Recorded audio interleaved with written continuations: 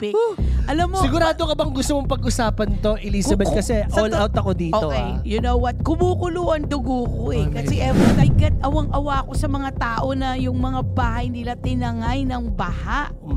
Dapat nga wala na akong pakialam dito eh. Oo nga, pag tol, dapat pero ano ka ni, naging Amerikano ka na. Talagang for some reason, talaga ang puso ko talaga nasa Pilipinas. And I remember when I left Philippines, ito yung nagkaroon ng people's power. Kung anong klaseng utak meron kayo. Mayaman na kayo eh. Di ba? Tapos gusto nyo pang kumuha ng pera at ang kinanakawan nyo pa yung mga pera na kailangan para sa infrastructure. Gumanda na walang baha. Dahil pag sinabing hirap ng buhay, hindi lang because mahirap ang trabaho, yung pamumuhay mismo na pag may baha, maghahanap ka kung saan ka sasakay, kung pag may baha, talagang lulusubin mo yung baha para lang makapasok sa trabaho. Hindi lang yun, ang dumi niya.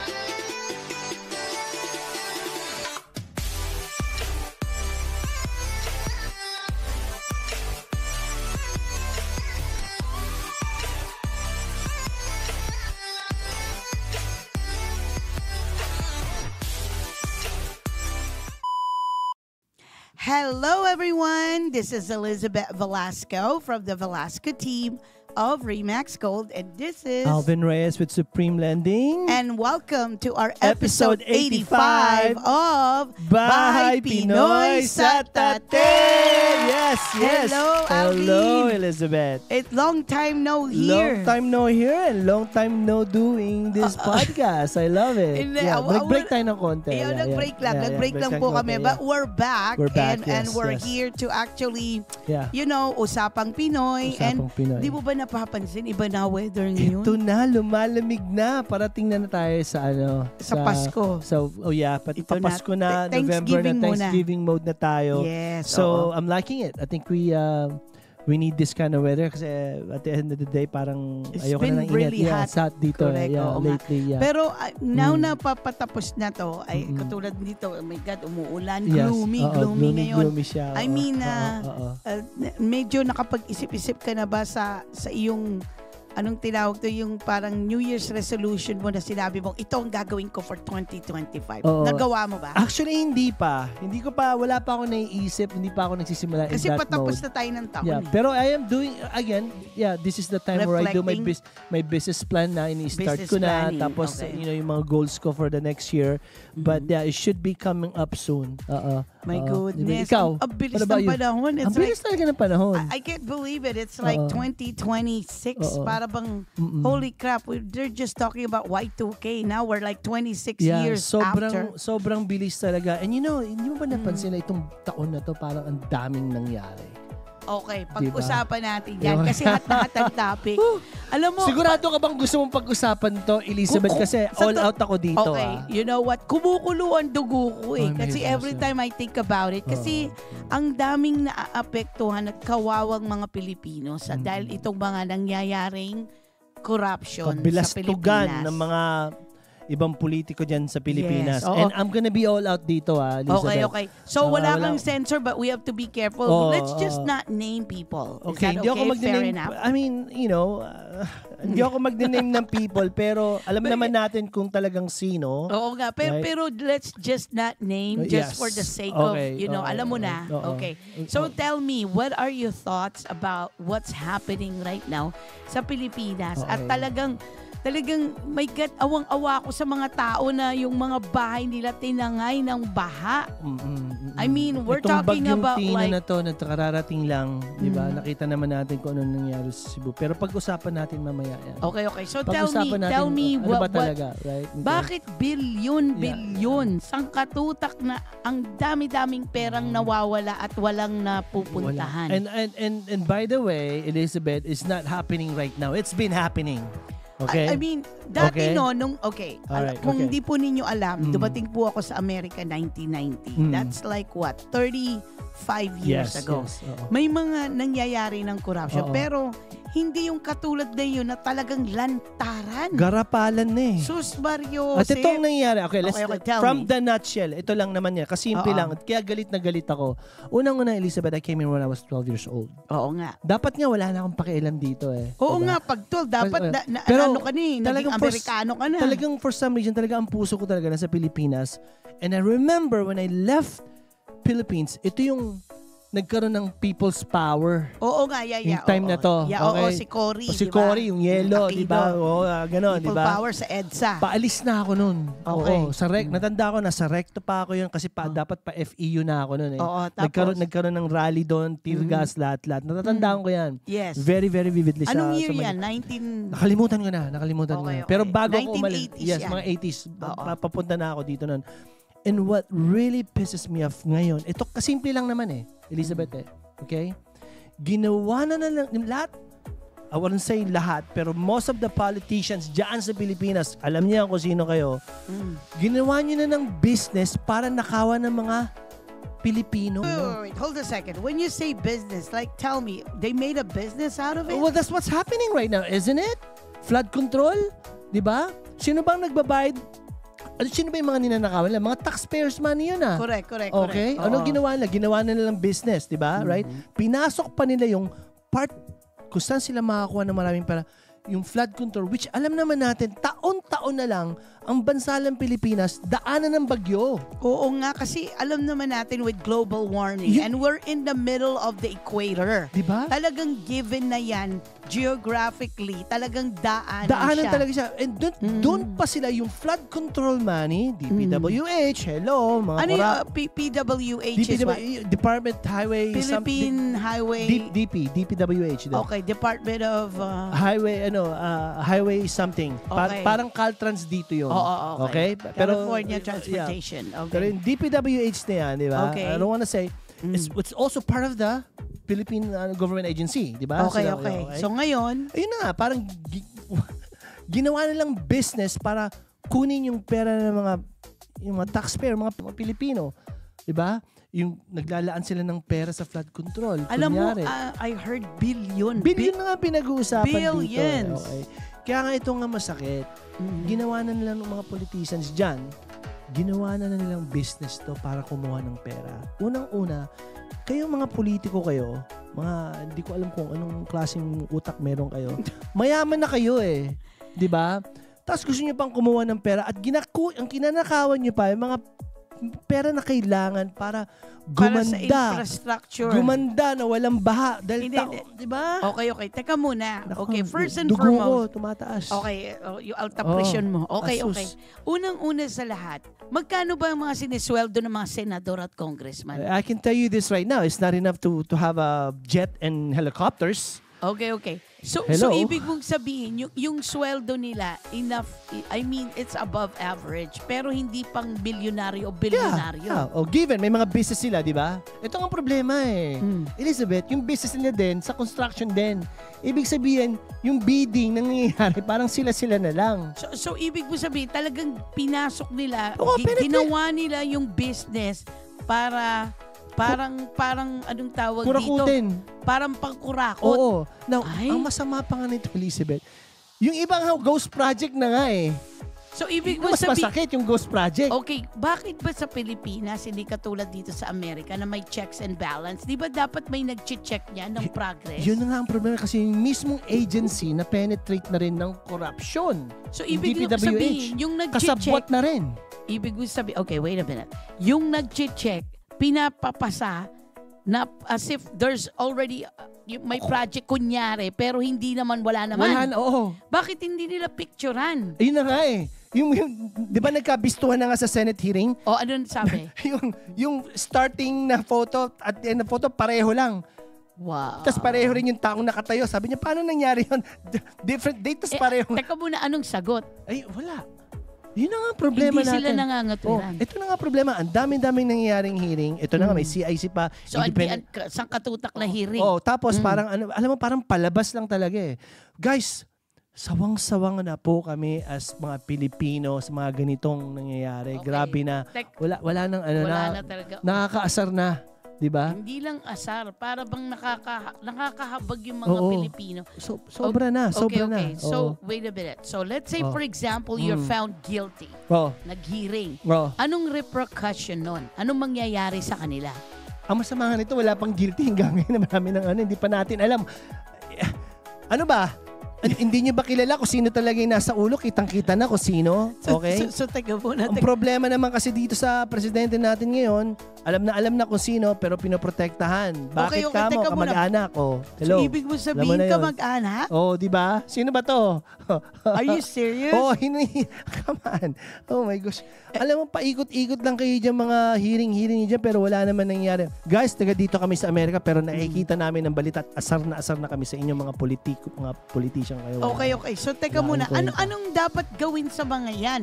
I mean, bitayin? Ito na dapat i-public, what? I-public? Ito na nga nangyayari, Elizabeth Ang pinupunterian ng mga kontraktor, yung mga maliliit lang, di ba? Sa baba lang. Pero yung ulo, yung pinaka-head, di ba? Yung Speaker of the House dyan ng... Hindi dapat lahat yan. Lahat sila. Wala nga Ito nga parang palabas lang yung mga hearing. Unang-una sa lahat, kailangan tanggalin sa pwesto. Okay. Pangalawa, kailangan kung ano man ang natitirang pera nila, ibalik nila. Yun nga dapat. Or what I would also do is, just a suggestion, kumuha sila ng foreign entity na company na hindi tiga Pilipinas. Yeah, independent kontrakto na who would investigate. Yung problema nga natin ganito. Or a contractor maybe. Okay, here's the problem. Kasi nga sabi nila tangkilikin sariling Pilipino, pero syempre. Ang problema nga nito, Elizabeth, parang yung mismo, di ba? Kung ba pinagtatakpan na, di ba? Pinagtatakpan yung mga ulo, yung mga head, yung kasi damay-damay sila kasi lahat sila kasabwat. So yung matataas dyan talaga, yung pinakamataas, alam naman natin kung sino yung pinakamataas dyan. Okay? So lahat kasabwat? Kasi, Elizabeth, may budget na inaaprubahan Diba? This is how it works, in a simple term. Hindi. Okay, how could you say that other people are involved kung what if they're innocent? Hindi rin nila alam. Hindi. Kasi merong mga galamay yan, so they trusted all their assistant or pero kasi, deputy. Sa mga hearing kasi, nakikita mo na kung sino yung ulo Ang dami ng hearing. May Senate hearing, may Congress hearing, may CIC pa. Iisa lang yung pangalan na binabato. Naiintindihan mo ibig sabihin? Oh my goodness. Tatlong independent. Kung ba, may hearing ka sa congressman, may hearing sa Senate, may hearing pang independent. Kung titignan mo talaga mga salaysay ng mga testigo, iisa lang kung saan papunta yung yung ulo. Pero ang problema, ayaw banggitin yung pangalan kung sino yung ulo, parang tinatago talaga. Hindi, kasi kundi dadalihin sila, baka ipapatay sila or something. Hindi, maski alam na nga kung sino talaga yung may pakana o sino talaga ang pinaka-head ng mga corruption. Ayaw diba? So what do you suggest na gawin ng mga Pilipino? Mag people's power na kayo uli. Kung pwede, tanggalin tong mga bulok na mga politiko na to dahil sa totoo lang, I don't think na mangyayari dito sa hearing na to na nangyayari ngayon. Walang makukulong dyan, walang mabibilang ko, walang mananagot. My goodness. Unang-una yung isa si Saldico, di ba? Wala, nakatakas na. Wala na. Di ba? Isa to sa mga kanang kamay ng Speaker of the House, si Romualdez, di ba? Wala na rin. Wala sa Pilipinas na. Wala na, di ba? So, hindi na sila pwedeng madali. Parang ganon. Ang hirap na. I mean, baka yung nangyari kay Duterte, di ba na binalikan siya? Pwede ba yun? Yeah. Buti nga si Duterte na agad pero ito mismo lantaran na.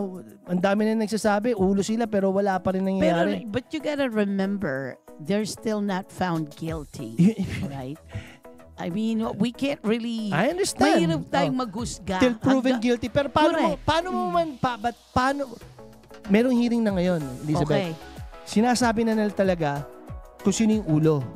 Yung head of corruption. Okay. Wala na sa Pilipinas yung head of corruption. Isa sa mga galamay si Saldico. Bakit hindi? Di ba nila pwedeng sundan kung nasan man yun? Problema. Kaya nga ang mga Pilipino nagrereklamo na. Nagtatago. Oo, nagrereklamo na. Hindi kasi ganito. Diba? Lahat ng mga kasabwat, kailangan i-ano na sila na hindi sila pwedeng lumabas sa Pilipinas habang they're in the middle of a hearing or lawsuit, whatever that is. Ang problema kasi nga, Elizabeth, nangyayari tuloy sa Senate hearing. Tulang yung mga kaalyado rin yung mga kung sino man yung gumagawa ng mga hearing dyan sa Senate, parang kaalyado pa nung Ano ba? Suspect. Okay. Ewan ko ba? Do you think Magulo. naglalagay sila para, hindi kaya, unang-una sa lahat, mahirap ang buhay sa Pilipinas, di ba? So, sometimes, kailangan nilang kumapit sa patalim, di ba? Pero, Elizabeth... Kasi yung prinsipyo, hindi mo pwedeng kainin yan eh. Pero, Elizabeth, pero yun nga lang, hindi ka nang mabuhay ng matiwasay. Taon-taon na lang, binabaha. Taon-taon na lang, may funds na nilalaan bilyong na salapi pero hindi naman nagagamit. Okay. Napupunta sa bulsa ng mga politiko na yan. Okay.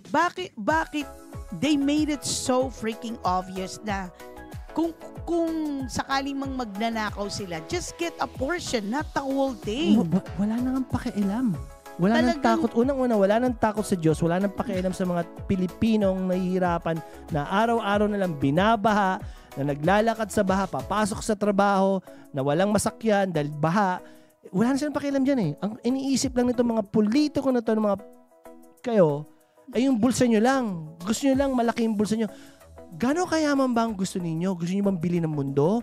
They're so greedy. Biro mo na. May jet ka, may helicopter ka. Ano gusto mo pa, di ba? Lahat na nasa inyo, power nasa inyo na. I heard nga bumili ng ano ba yun sa Benguet, yung bumili ng parang log house na nasa billion. Ayun pa. Aba? Grabe. Sa akin lang kasi ganito lang, guys. Okay, ito lang talaga.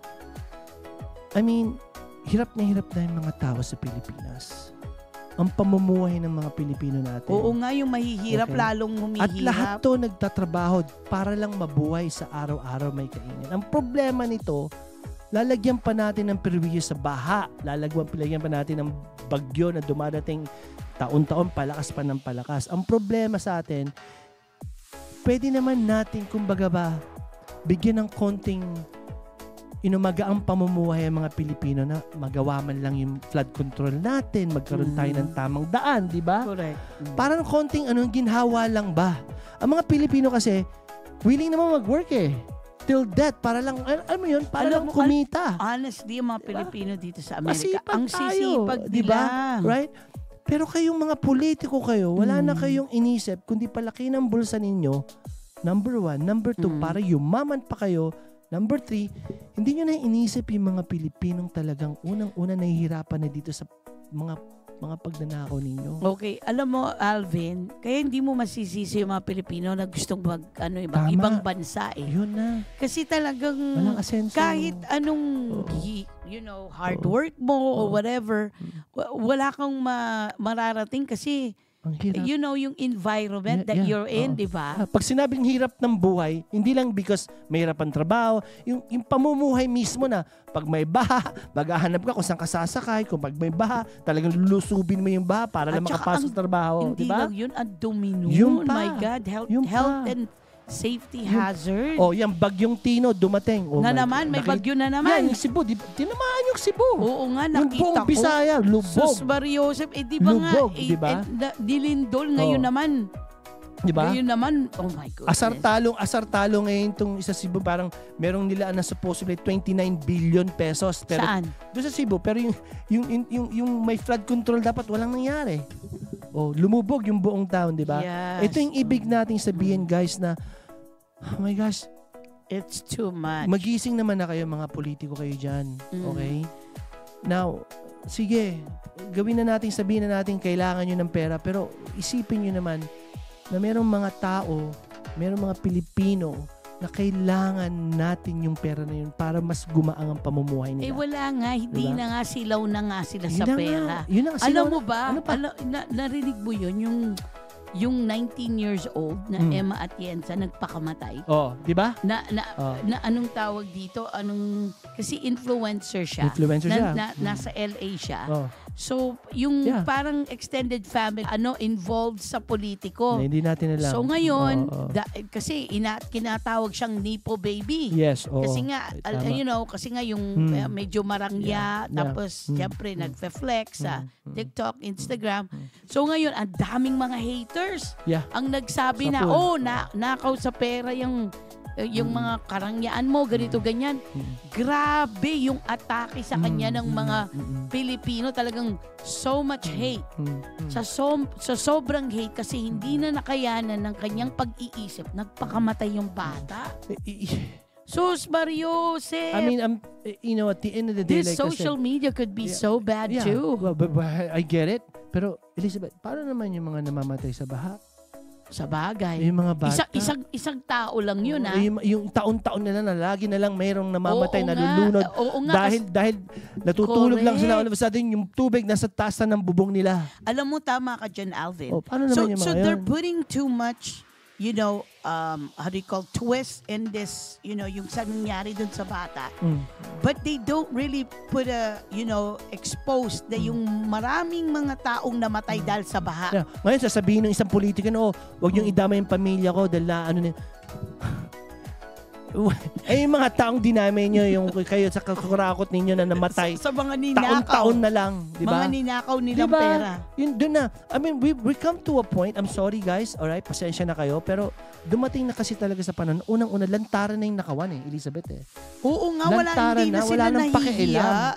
Wala nang inaano pa nila yung yaman nila, ini-expose pa nila. Sinoflaunt pa sa social media. Yung mga anak nila, mga di po baby. Yun ang ibig ko. Kaya ang mga taong Pilipino, galit na galit. Ang problema sa inyo mga politiko kayo na nag-iimbestiga din, parang ginagawa nyo pa kaming tanga.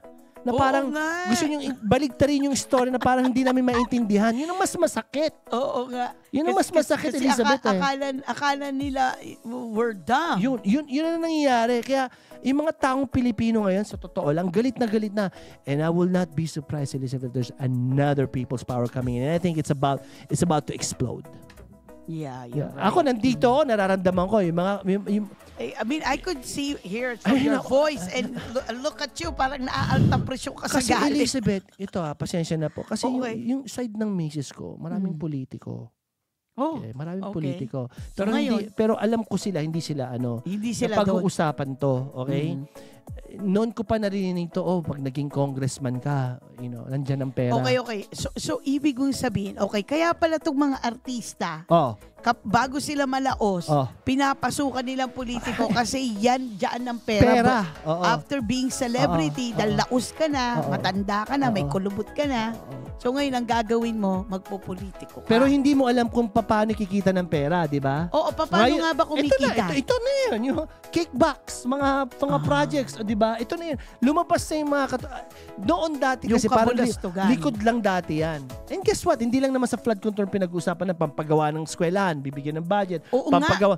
Alam mo, napanood ko yan, yung dalawang eskwelahan sa Bicol. Di inumpisa na nila, may mga hollow blocks. Nakatiwang-wang. Nakatiwang-wang. Yun ang masama. Hindi natapos. Highway. So, lahat na lang ng pwedeng kurukat, kuna ng pera, ginawa na. Pampagawa ng kalye, pampagawa ng eskwela, paglagay ng ilaw, lahat na lang overpriced para lang kuna ng pera. Doon na Alam mo yun, Elizabeth, wala nang tawad. Substandard na ang gawa, yung iba nga ghost pa. Masakit doon yung ghost Ano yung ghost? Tell me, wala naman talagang ginawang project. So, ibig mo sabihin, papel lang. Parang kinuha lang yung pera. Kunyari may ginawa, pero wala. Gumawa sila ng project, magtatayo ng ganito, pero at the end of the day, wala pala, kinuha lang yung pera. Ghost project nga Oh my God. Doon na nga Yun ang masakit. Hindi pinicturan, kunyari, may papel kunyari na natapos. Wala. So kung kutsaba na dito yung mga DPWH, lahat ng mga ahensya ng Pilipinas, guys, hindi ko na alam kung sunod-sunod na lang, taon-taon na lang. Okay. So ito pag-usapan natin, okay? Elizabeth, kumukulo. Ito. Mentality ng Pilipino or ng Pilipino na nasa Amerika. What do you think, what they should do para ma-stop ito? And then, anong pwedeng gawin dun sa mga taong kumurakot? Unang-una talaga, ito rin This is just opinion Opinion lang po to. Unang-una, iboto na natin yung tamang tao. Hindi nga, kasi nga ang nangyayari. Problema nga. Kailangan kung walang lagay, pambili ng bigas. At masakit ang tiyan ko, di ba? Yun ang problema Binibili kasi yung boto. Yun na nga. Okay, so ngayon, that's number one. Number one. Iboto ang karapat-dapat. Okay, pangalawa. Actually kasi, Elizabeth, I'm sorry, ito na yung opinion ko Parang feel ko lang okay? Tutulad yung nangyari sa Palyamar ba yun? Yung mismo mga tao talagang sinugod na yung mga members of yung buong government. Pinagpapatay. Kailan yan? Diba ito lang, diba? May iba pinagbababato, diba? Pinaano na talaga nila. Are you serious? Parang feel ko, parang ito yung dapat mangyari sa Pilipinas. Dapat yan, hindi baka mamaya magka-civil war? Ito na nga sinasabi ngayon ng mga ibang tao doon na wag nyo nang hintayin na gawin namin wag naman masama. Muna Diyos Mario Joseph, hopefully wag naman ganyan ka kasi baka mamaya. Pero ganito na lang ba tayo? Uuwi ako ng Pilipinas, ayoko magulo na pag-uwi ko. Pero bigyan nyo kami ng advice. Ano ba ang dapat gawin kung sakali man para ma-stop tong corruption na to? Ako feel ko lang, masyado na talagang diin na tayo hanggang ilalim ang corruption. Parang wala nang solusyon sa isip ko. Suggestion dapat tanggalin lahat sunugin lahat sa mga yan. Everybody na involved, tanggalin sa pwesto. Ayun na nga. And then they're gonna put someone temporary and then ng special election. And they do a special election para pampalit dun sa mga tinanggal? Yun na nga, ang problema nga ito parang sinasabi, halos lahat Pwede ba yun? Wala nang natirang matino? Wala natirang matino, parang gano'n na nangyayari. Walk out na ako dyan. Patay na tayo dyan, di ba? Hindi naman. Unang-una, sa Asia, tayo nang binanyagan na tayo #1 corrupt country in the world. Are you serious? Who said that? Nakalagay na. Akala ko Venezuela. Pilipinas pala. Asia. Asia. Okay. We're the #1 corrupt yung mga investor ayaw na mag-invest sa atin. Oo nga, magsisialisan na. Kasi nalalaman nila so corrupt na wala naman napupunta na sa bulsa ng Di ba nga kanina nag-board meeting tayo sa Filipino-American Real Estate Professional. Kung di po ninyo alam, here in Sacramento chapter, ako pong presidente and Alvin is one of the board director. Yeah. Okay? So, we were thinking on, what we could do to help out the community. So, parang medyo nabanggit na, sige, magpadala tayo ng aid sa Cebu, ganito, ganyan, di ba? Pero, of course, we kinda accepted na we shouldn't kasi unang-una sa lahat masyadong corrupt. Nakakahiya, di ba? Kasi para bang gusto naming tumulong from America pero natatakot kami na pag yung perang itutulong namin hindi mapunta dun sa end user. Biro mo yun, for us to even think that way, parang nakakahiya, parang given na tanggap na corrupt yung, alam mo yun, parang nakakahiya. Pero yun na nangyayari. I mean, totoo po to. This is true story. We just had a meeting about it. Yes. And the fact of the matter na we think that the money will not go to the end user para bang, let's not think it over. Yeah. We even think about maybe we should go there maybe isa sa amin. Diba? Para ibigay ang, ang aid sa mga tao. Pero it's very sad. Pero ito yung ibig kong sabihin talaga na sobrang corrupt na yung nangyayari from customs. Ibig ko sabihin sa lahat ng ahensya ng Pilipinas, corrupt na. Teka muna, transportation. May tanimbala pa rin ba? Hindi ko alam. Actually, maliit lang yung tanimbala na yan Pero that's nothing compare sa yung $1 billion na kasi lahat na lang ng ahensya may corrupt. Mula sa Department of Transportation, Department of Highway, lahat ng klaseng ahensya, Elizabeth. Wow. Pinagkakakitaan. Ang malala ang problema. Sobrang malala talaga. Kumbaga ba siyang cancer na ang hirap ng tanggalin at saka sugpuin? Yun ang problema. Parang nga sabihin ko sa inyo guys, I don't want to give up, pero ilang taon na ako, umalis ako sa Pilipinas, 12 years old, naririnig ko na yung problema na yan. Hanggang ngayon, nako po, parang wala na talagang pag-asa. Bigyan naman natin ng konting kaginawaan ng mga taong Pilipino. Ang sisipag ng Pilipino Oo, lalo na dito sa Amerika. Tapos kung magbayad na sila ng tax doon sa mga, kung ang lalaki din, di ba? Ako nga, nagbabayad kami, di ba? Tapos, yun lang, napupunta lang sa kalokohan ng mga politiko sa their own gain. Anyway, hindi naman sa guys, hindi naman ako nag-give up. Pero I pray and I really hope na meron talagang pag-asa ang Pilipinas. Pero parang feel ko kasi talaga bago mangyari lahat kasi kailangan talaga baguhin lahat kung sino nandyan Kasi kung hindi, wala. Ipagdasal na lang natin na, something miracle would happen, di ba? Besides that, also, kailangan mangyayari to sa sa mismong Pilipino na dapat piliin na nila yung tama from the time that they actually vote. Kasi I know a lot of them, mahirap, kailangan ng pera, ganun. So, syempre isipin ba nila yung boto o isipin nila na makapagsaing yung sila? 2,000, 5,000 na each member of the family, di ba? Yes, so guys, it's pasensya really na. sad. Ayokong pag-usapan to, Elizabeth, pero talagang tumaas ang dugo ko. Yes, oo. So hopefully, nag-vent out lang po kami today. And we really wish and hope na mga bago po ang patakbo sa Pilipinas. Kasi honestly, it's a really good place and a country. Mayaman tayo. Mayaman tayo sa kalikasan, mayaman tayo sa mga labor, everybody, we're one of the country that speaks English. Sobra. The economy is booming. Pero yung infrastructure po natin at yung perang dapat na ikauunlad ng mamayan ng Pilipino at ng Pilipinas kailangan mapunta sa dapat. Pinakamayaman tayo sa kurakot, yun ang nangyayari. Anyway guys, I'm sorry. Kung meron kayong comments, kung meron kayong advice, we wanna know. Subscribe and follow. Okay, and hope you enjoyed our topic today and hope to see you on our next episode of Bye Pinoy sa Tate! Kayo mga politiko, magbago na kayo. Thank you so much. Bye-bye.